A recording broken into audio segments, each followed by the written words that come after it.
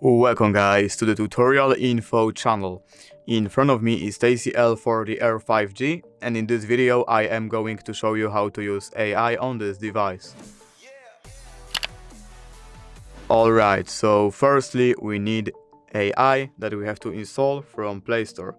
So right here we have to search, for example, Google Lens. I think it's pretty good AI.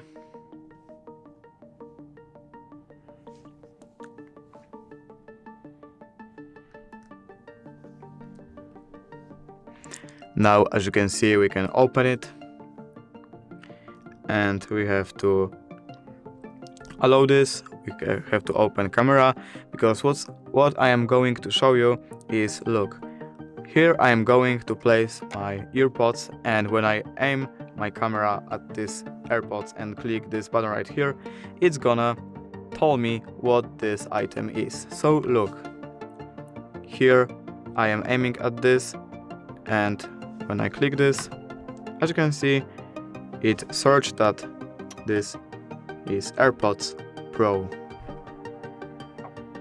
And it's right. So that's how you can use AI.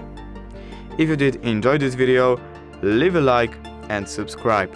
Thank you guys for watching. Bye!